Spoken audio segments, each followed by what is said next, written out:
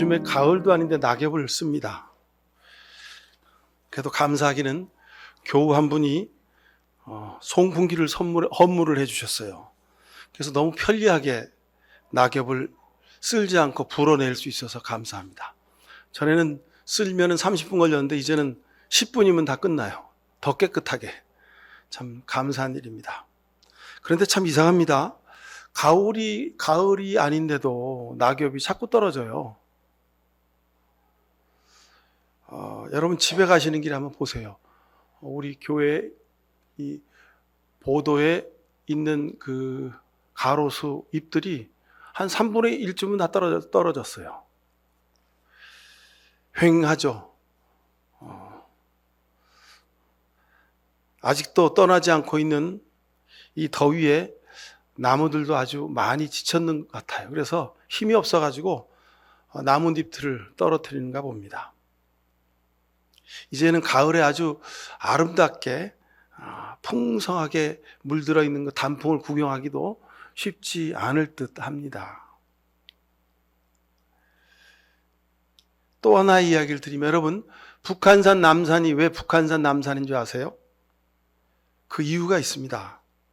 광화문을 기준으로 경복궁을 기준으로 보니까 북쪽에 있는 큰 산이기에 북한산이고 또 남쪽에 있는 나지막한 산이기에 남산이 된 겁니다. 이 말은 보는 기준이 있었다 이 말이죠. 개성에서 보면 북한산은 남쪽 산이에요. 그래도 북한산인 겁니다. 왜요? 왕궁에서 광화문에서 쳐다보니까 북쪽에 있는 겁니다. 그래서 북한산이 된 거고, 안양에서 보면 남산은 남산이 아니고 그 산은 북한산이죠. 북쪽에 있는 산입니다. 그럼에도 불구하고 기준이 경복궁에서 내려다보니까 남쪽에 있는 산이어서 남산인 겁니다. 그래서 남산이 됐고, 그래서 북한산이 된 거죠. 자, 우리 인간의 삶에는 이렇듯이 반드시 기준이 있습니다.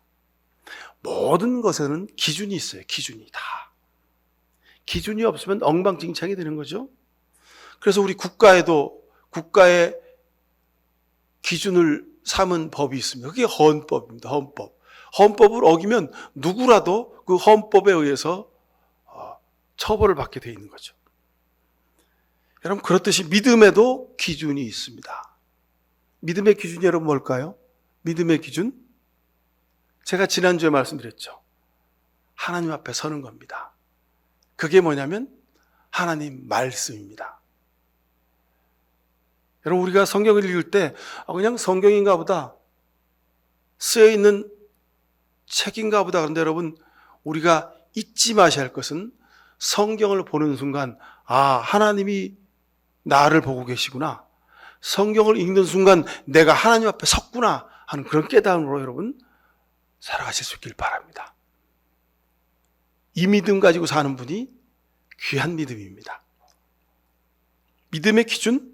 하나님 말씀입니다. 그래서 믿음은 하나님 앞에 서는 것이라고 제가 지난주에 누누이 강조해서 말씀드렸지요.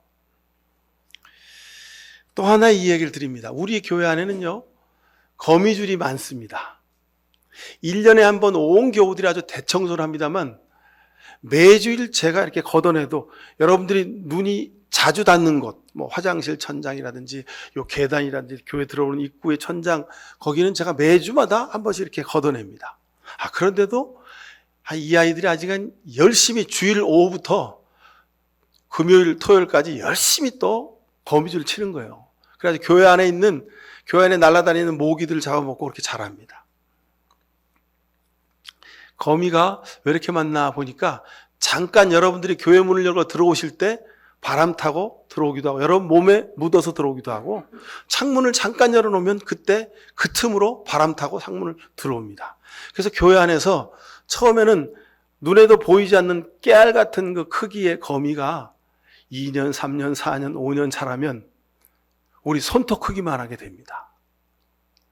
그래서 청소하다가 제가 간혹 일주일에 한두 마리씩 발견합니다. 그러면 전에는 그냥 밟아서 죽였습니다. 왜냐하면 여러분들 주일날 오시면 우리 아이들이 깜짝깜짝 놀라죠. 그 거미를 발견하면. 그래서 제가 잡아서 처리를 하죠. 근데 언제부터인가는 제가 잡아서 죽이지 않고 꼭 손으로 잡아서 그 아이를 쳐다보고 이야기를 합니다. 야, 너도 참 잘 먹고 튼실하게 컸다. 이제 더 넓은 세상으로 가서 살아라. 그리고 일부러 청소하다가 걔를 잡아가지고 손으로 잡아서 일부러 저 바깥에 나가서 교회 뒷산에다가 또는 옆에 우리 꽃밭에다가 던져줍니다. 아마 그렇게 던져준 애들이 한 20, 30마리는 될 거예요.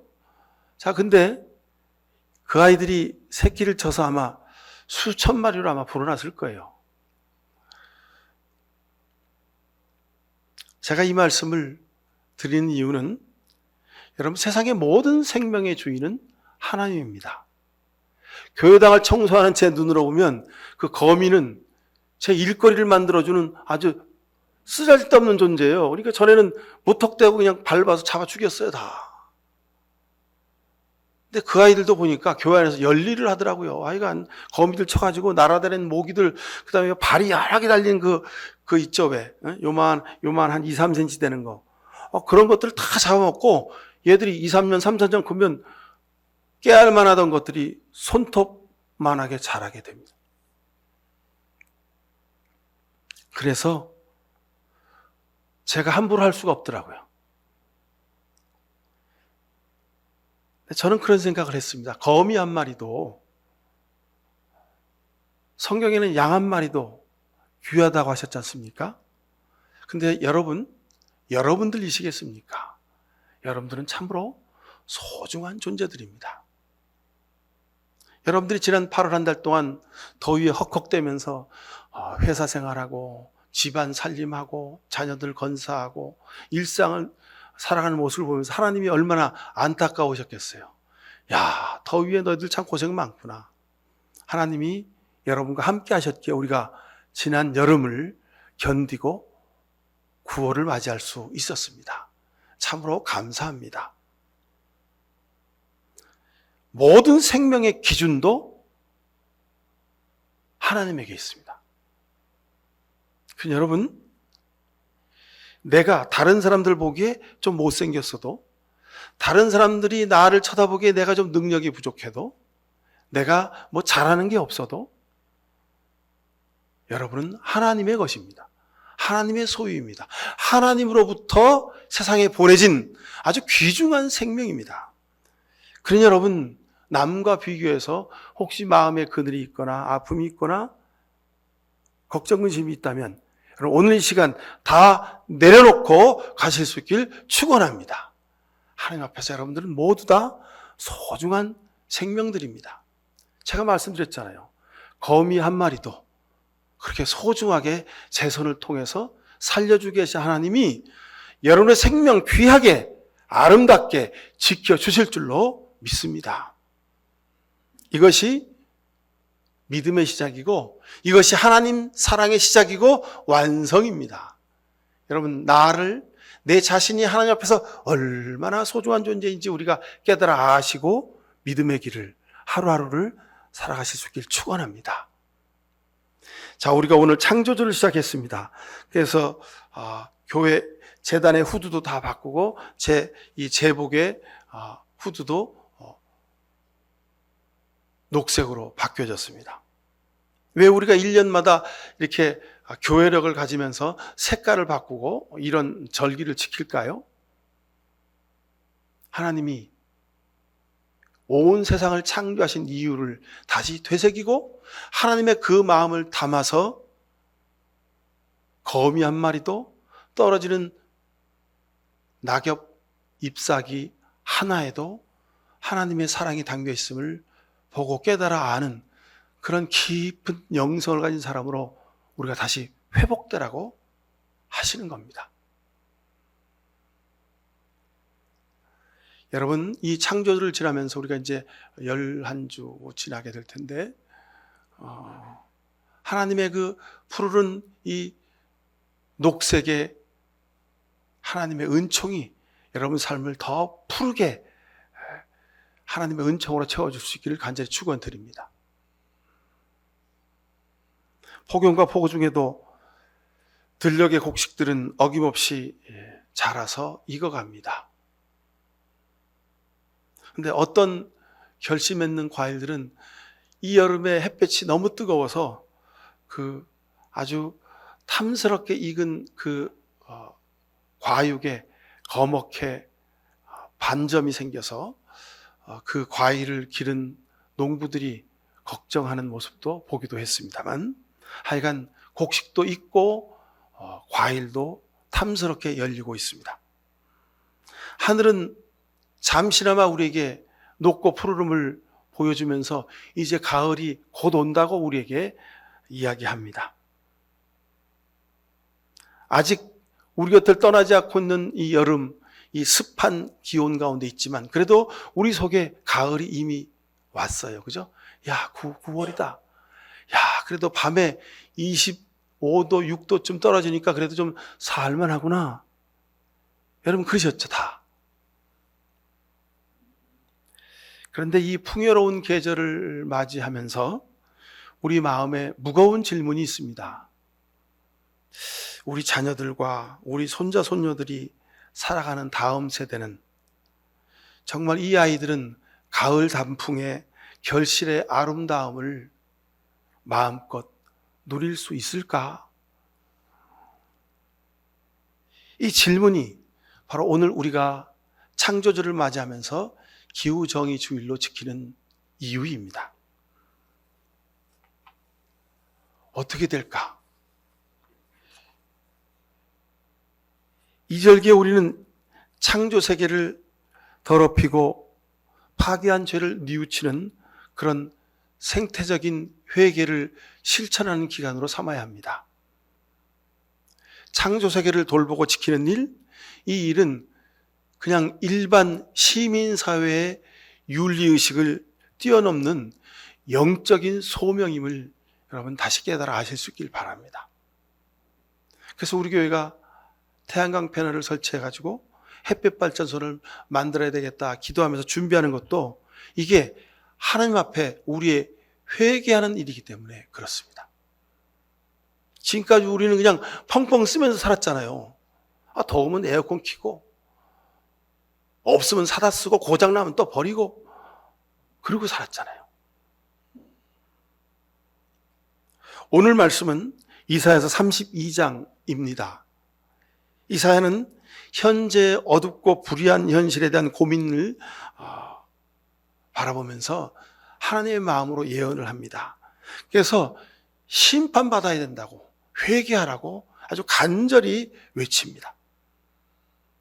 하지만 그렇게 어려운 현실 가운데 있지만, 그러나 의로운 왕이신 메시아가 다시 오시면 희망찬 미래가 다시 도래할 거라고 약속해 주고 있습니다.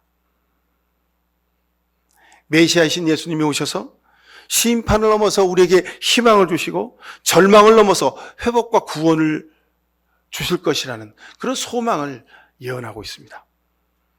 오늘 본문 14절을 개역성경으로 보니까 이렇게 되어 있어요. 대저 궁전이 패한바되며 그랬는데 우리 공동번역 성경은 요새는 파괴되고 붐비던 도성은 텅 비고 이렇게 번역이 되어 있습니다. 개역성경으로 보니까 좀 더 뜻이 분명해지는 것 같아서 제가 개역성경을 소개시켜 드렸습니다. 대저 궁정이 패한바되며, 권력의 상징인 궁정이 없어진다는 말입니다. 우리 시대로 얘기하면 용산이 사라진다 이 말입니다. 이 땅의 가장 높은 자리에 있는 권력자가 사라진다는 뜻입니다. 이 말은 이 세상의 진정한 통치자 권력자는 사람이 아니요 하나님이심을 선언하는 겁니다. 죄악으로 인해서 아무런 걱정도 없고 그저 안일하게 지내며 아무렇지도 않게 죄를 짓던 유다 백성들이 영적으로 타락했음을 이사야가 보았습니다. 그래서 이사야가 이렇게 예언하는 겁니다. 궁정이 다 폐한받을 것이고 이 세상의 진정한 통치자는 왕이 아니라 하나님이심을 예언하는 겁니다. 인간의 자랑과 힘의 상징이었던 권력의 최고 지도자가 사라질 것이라는 겁니다. 사랑하는 성도 여러분, 이 말씀 앞에서 우리도 고개 숙일 수밖에 없습니다. 이사야를 통해서 유다 백성들에게 주셨던 포로 생활 가운데 있었던 이들의 안타까운 현실이 오늘 우리가 살아가는 삶의 현실입니다.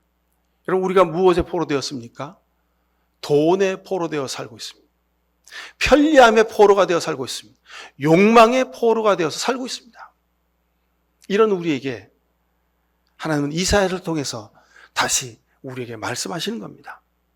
우리가 산 세상도 우리의 탐욕과 오만과 교만으로 인해서 전부가 다 파괴되어 버렸습니다. 인간이 편리하고 좋으면 그것이 하나님의 축복이라고 여겼는데 지금 와서 보니 그게 하나님의 축복이 아니었습니다. 마귀 사탄의 유혹이었습니다. 하나님이 만드신 온 자연이 다 파괴되고 인간과 생명들이 전부 다 죽음의 구렁텅이에 빠져가고 있습니다. 지난주도 무슨 뉴스가 있는데 보니까 그 북극해에 떠있던 가장 큰 빙하가 쪼개져서 이제 곧 몇 달 안에 다 사라질 것이라는 그런 보도가 나와요. 왜 그게 뉴스가 됩니까? 북극해에 떠다니는 빙하가 녹아버렸다는데 그게 무슨 뉴스가 되겠습니까? 그만큼 우리가 사는 시대가 기후위기가 절실하다는 증거입니다. 해수면이 자꾸 올라갑니다. 몰디브, 투발루 같은 섬나라들이 물에 잠기는 것이 이제 시간 문제입니다. 방글라데시, 다카, 인도, 뭄바이, 베트남, 하노이, 미국의 마이애미 같은 해안 저지대 도시들은 이제 계속해서 침수돼서 바닷물보다 더 낮은 도시가 되어가고 있습니다. 한국도 예외가 아닙니다. 올해 2025년 기온 상승과 가뭄 심화로 기후위기 앞에 우리가 서 있습니다. 봄철에 얼마나 산불이 극성을 했습니까? 그리고 또 역대 최악의 폭우로 인해서 남부지방에 있는 많은 도시들이 아주 어려움을 겪었지 않습니까? 우리가 그래서 산불 재해 헌금도 했고 폭우로 수해 입은 이웃을 위해서 헌금도 하지 않았습니다. 여러분, 우리가 6개월 만에 어려운 이웃을 위한 헌금을 2번이나 드렸습니다.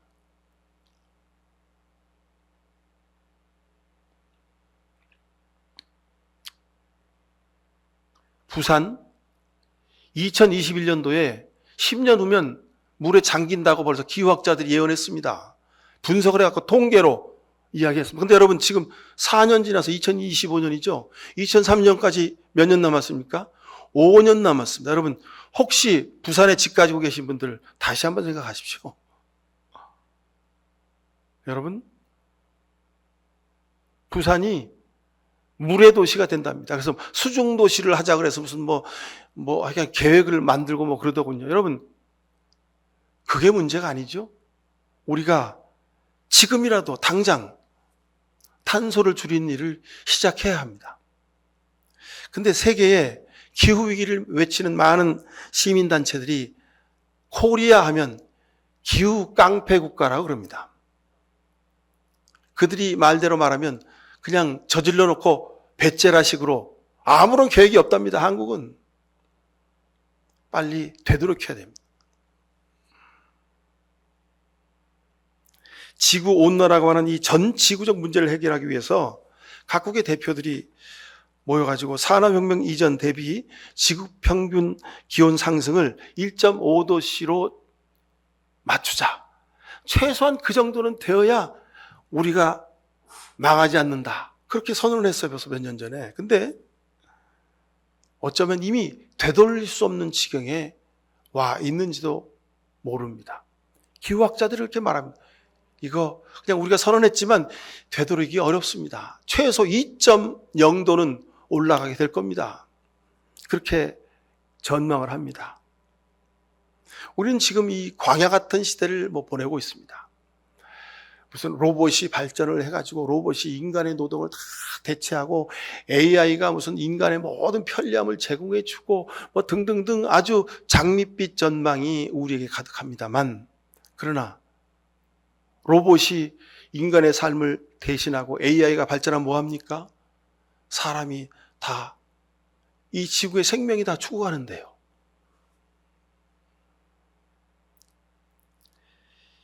태초에 하나님이 창조하시고 보시기에 좋았다고 하셨는데 보시기에 힘들 모습으로 지금 바뀌어 있지 않습니까?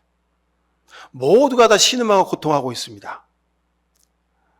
사랑하는 성도 여러분, 이 기후위기를 만든 주범은 바로 우리들입니다. 우리가 그렇게 했습니다. 그러니 우리가 지금이라도 회개하고 다시 돌이켜야 됩니다.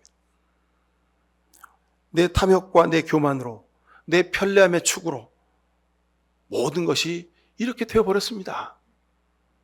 근데 우리는 여전히 더우면 에어컨 좀 더 틀고 전기세 좀 더 내고, 우린 여전히 편리함의 그 늪에 빠져서 헤어나오지 못하고 있습니다. 그런데 바로 이 절망과 황폐의 이 자리에서 하나님은 이사야 예언자를 통해서 우리에게 약속해 주십니다. 하나님이 우리에게 소망을 주시겠다고 약속해 주신 겁니다. 마침내 위에서부터 하나님의 영을 우리에게 부어주시면 씨를 뿌리는 곳마다 될 물이 넉넉해지고 어디서나 안심하고 소와 나귀를 놓아 키울 수 있으니 너희는 복이 있다고 우리에게 말씀해 주고 계십니다. 전적으로 하나님의 은혜입니다. 더 이상 바랄 것이 없는 그런 복된 삶을 너희가 누리게 될 것이라고 하나님이 약속해 주고 있습니다. 근데 전에는 이 말씀이 우리가 먹고 싶은 대로 다 먹고 쓰고 싶은 대로 다 쓰고 개발하고 싶은 대로 다 개발하면 이것이 하나님이 우리에게 주신 축복이라고 여겼습니다만, 이제 우리의 문제와 현실을 깊이 깨닫고 우리가 회개해서 우리가 하나님 앞에 돌아서면, 우리의 삶을 바꾸어 살면, 생명을 소중히 여기는 삶으로 살아가면 하나님이 우리에게 이 복을 주시겠다는 약속인 것입니다. 이 이사야서 32장에 대한 해석이 여러분 달라진 겁니다. 이사야서 32장 15절에 황무지는 기름진 땅이 되고 광야는 온갖 곡식을 풍성하게 내는 곡창지대가 될 것이라고 약속하고 계십니다. 하나님은 이사야 선지자를 통해서 오늘 이 시대에 우리 교회와 여러분을 통해서 하나님의 새 창조를 이루시길 원하십니다. 우리는 내 개인적인 삶의 내면적인 죄와 함께 더불어서 우리의 생태적 생명을 경시했던 우리 삶에 진정한 회개가 있어야 합니다. 우리 삶의 변화가 분명히 있어야 합니다. 이것이 전인적인 회개요 구원의 시작입니다. 하나님과 온 생명 간의 이 일그러지고 끊어지고 파괴된 이 현실 앞에서 이 관계를 회복하기 위해서 우리가 노력하는 일, 하나님이 이 세상에서 우리에게 생명 있을 동안에 우리에게 맡기신 영적인 소명을 알고 여러분 노력해 가실 수 있길 축원합니다. 이 광야 같은 세상에서 사람들의 삶 속에 생명들의 죽어가는 그 신음소리 속에서 하나님의 공의가, 하나님의 사랑이 아름답게 꽃 피고 열매 맺도록 우리가 수고하는 일, 이것이 하나님의 구원의 역사입니다. 자, 우리가 성경에서 샬롬이라는 말을 쓰죠. 샬롬이란 말은 평화입니다. 그죠? 단순히 전쟁이 없는 그런 모습이 아니라 온 창조 세계가, 생명 세계가 하나님이 원래 창조하셨던 하나님 보시기에 좋았더라 하는 상태로 다시 회복되는 것, 이것이 샬롬의 상태입니다. 사랑하는 성도 여러분, 하나님께서 여러분에게 새 영을 부어주십니다. 이 영은 생명을 살리는 영입니다. 나 혼자 잘 먹고 잘 사는, 나 혼자 평안히 살아가는 삶이 아니라 우리 온 지구의 생명이 함께 하나님의 사랑과 복을 기뻐하며 누리는 그런 영성입니다. 하나님이 여러분을 부르십니다. 우리 교회와 여러분의 삶을 통해서, 이 대한민국을 통해서 하나님이 온 지구상에 하나님의 공의와 평화를 이루시길 원합니다. 이 발걸음에, 이 십자가의 행진에 여러분 우리 모두 함께 동참하셔서 여러분의 손과 발이 하나님의 생명을 살리는 놀라운 복된 은혜의 손길 발걸음 되기를 간절히 축원합니다. 기도하십시다. 오 아버지 하나님, 우리의 죄가 실로 막중합니다. 우리가 저지른 죄로 인하여 온 지구에 살아가는 모든 생명들이 죽음의 구렁텅이에 빠져 헤매이고 있습니다. 주님, 우리를 용서하시고 우리에게 주의 새 영을 부어주셔서 생명을 살리는 복음의 일꾼들 되게 하옵소서. 우리를 통하여 하나님의 사랑과 생명이 온 지구에 전해지게 하시고, 그래서 하나님이 태초에 만드신 하나님 보시기에 좋았던 아름다운 상태로 우리가 되돌릴 수 있는 귀한 구원의 생명의 증거자들이 되게 하여 주옵소서. 이런 귀한 결단을 하는 이 시간 머리 숙인 모든 주의 백성들 머리 위에 하나님 아버지의 귀하신 사랑과 예수 그리스도의 십자가의 보혈의 은총과 성령의 복렬했음이 살아난 저들의 눈물의 기도와 손과 발 위에, 자녀들 위에, 가정 위에, 일터 위에, 이 나라 민족의 역사 위에, 지금 미국에서 어려움 겪고 있는 모든 우리 동포들 머리 위에, 그리고 신음하며 죽어가는 이 지구에 있는 모든 생명들 위에 지금부터 영원히 함께해 주시옵기만을 간절히 축원하옵나이다. 아멘.